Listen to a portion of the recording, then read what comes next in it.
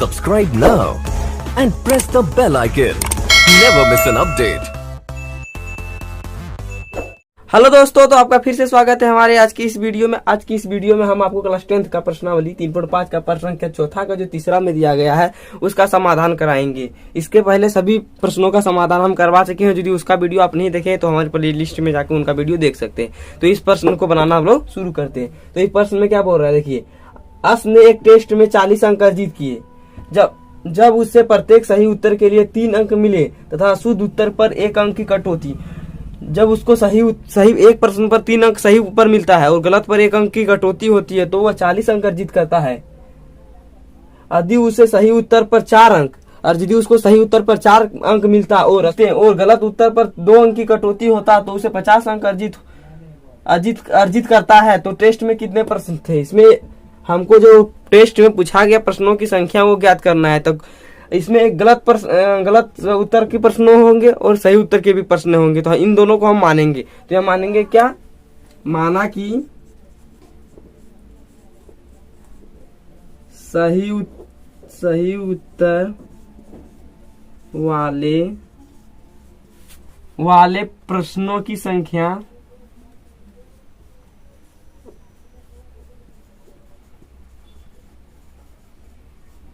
बराबर x। सही उत्तर वाले प्रश्नों की संख्या हमने x माना, तो गलत उत्तर वाली संख्या को माने प्रश्नों की संख्या y मानेंगे। तो यहां लिखेंगे तथा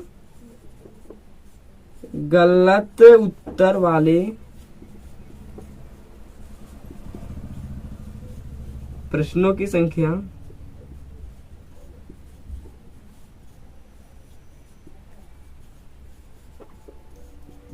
बराबर y।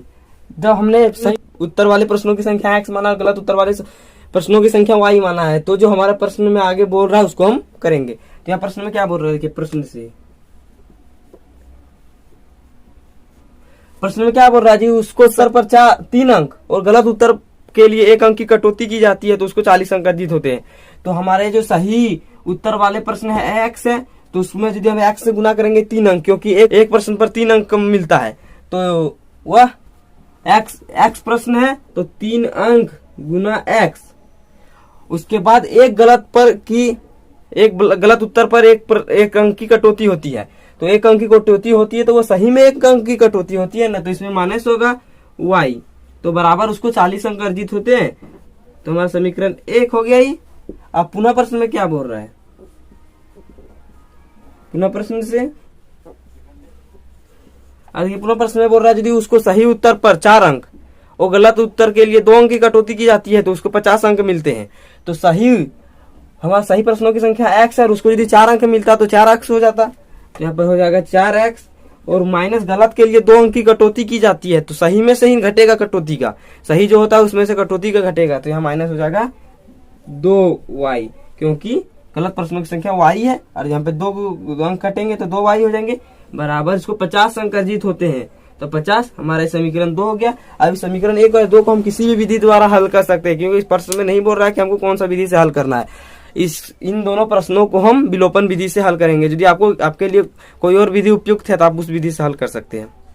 अब देखिए, अब हमारा समीकरण 1 और 2 दिया गया, इसको हम विलोपन विधि से हल करेंगे। तो विलोपन विधि से हल करने के लिए क्या होता है, पहले हमको इन दोनों में से किसी एक को x या y को बराबर करना पड़ता है। तो यहाँ पर देखिए y यहाँ पर 1 है, यहाँ पर 2 है। समीकरण 1 में 1 है, समीकरण 2 में 2 है। तो यदि हम समीकरण 1 में 2 से गुना कर देंगे तो बराबर हो जाएगा। तो यहाँ 2 से गुना कर लेंगे, उसके बाद लिखेंगे समीकरण 1 में 2 से गुना करने पर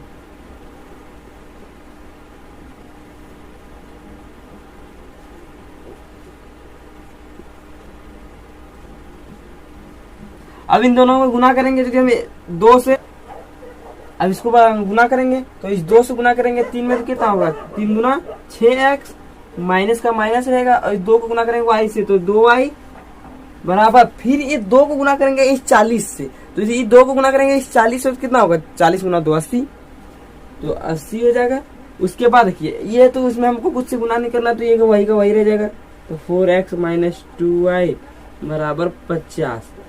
अब इन दोनों में से हमको एक को किसी को काटना है। तो देखिए ये माइनस और माइनस है, ये माइनस और माइनस को यहाँ क्या होता है, प्लस होता है। तो ये प्लस हो गया तो पूरा कट जाएगा ना।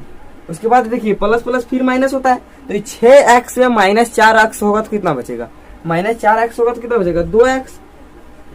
2x बराबर का बराबर, ये प्लस प्लस क्या होगा माइनस, और 80 में 50 जाएगा तो कितना बचेगा, तो 80 में 50 जाएगा तो 30 बचेगा, तो यहाँ 30 लिखेंगे। और ये x का x ही रहेंगे, ये जो 2 इसके साथ गुना में है बराबर के उस पार जाएगा तो क्या होगा, इस तरफ गुना में है तो बराबर के उस तरफ जाने पर बटा में हो जाता है, भागा में हो जाता है, तो हम लोग देंगे x बराबर 30/2। अब इस 2 से भागा जब हम 30 में देते हैं तो कितना बराबर लगेगा, किसी में भी भागा हम लोग देंगे 2 से देते भागा 30 में तो हमारा कितना 15 बार में कटेगा ही, तो हमारा x बराबर 15। अब इस 15 को जो हमारा x बराबर आया है उसका समीकरण 1 या समीकरण 2 आप किसी में भी रखिएगा तो x y का मान आ जाएगा, तो इसका मान हम समीकरण 1 में रखते हैं, तो यहाँ लिखेंगे क्या, x का मान समीकरण 1 में रखने पर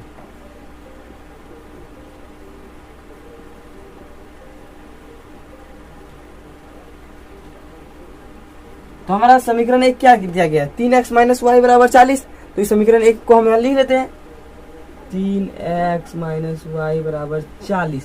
अब इस x का मान जो हमारा 15 है इस x के मान के जगह पर रखेंगे, तो जो हमारा 3 है 3 का 3 ही रहेगा गुना, क्योंकि x के साथ गुना में 3 है, और इस x का मान हमारा कितना है 15 है, इस 15 को हम वहां पर रख देते हैं, तो 15 माइनस वाई बराबर 40, माइनस वाई का माइनस वाई ही रहेगा, 40 का 40। हम ज्यादा कुछ नहीं किए, सिर्फ इस x के मान को वहां पर रख दिए, तो हमारा 15 दिया 45 माइनस वाई बराबर 40, इस 3 को गुना करेंगे 15 में तो 45, और माइनस वाई का माइनस वाई ही रहेगा, इस ये जो यहाँ पर 40 है उसको 40 करेंगे, और जो 15 है वो बटा में है बराबर के इस पर है प्लस में, बराबर के उस पर जाएगा तो क्या होगा माइनस में, क्योंकि इस पर यदि प्लस में रहता है यदि हम उस पर करते तो माइनस में होता है, तो हो जाएगा माइनस 45, तो माइनस वाई बराबर क्या होगा 40 में माइनस 45 जाएगा तो कितना बचेगा, माइनस में 5 बचेगा, क्योंकि माइनस वाला बड़ा है, ऋणात्मक संख्या यदि बड़ा होता है तो ऋणात्मक में ही आता है, तो हो जाएगा ये माइनस में कट जाएगा, और देखिए दोनों तरफ माइनस है तो माइनस माइनस कट जाएगा, तो वाई बराबर हमारा आएगा 5।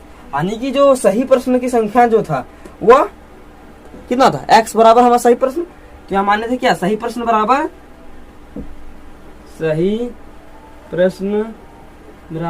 x माने थे, तो हमारा x बराबर कितना आया 15, यानी कि जो हमारा सही प्रश्न की संख्या होगी वो 15 होगी, और जो गलत प्रश्न हम लोग माने थे बराबर y बराबर 5, y माने थे तो y बराबर 5 आए, यानी कि जो गलत प्रश्न इसमें होगा वो टेस्ट में वो 5 वो गलत प्रश्न होगा, और जो कुल से हो गया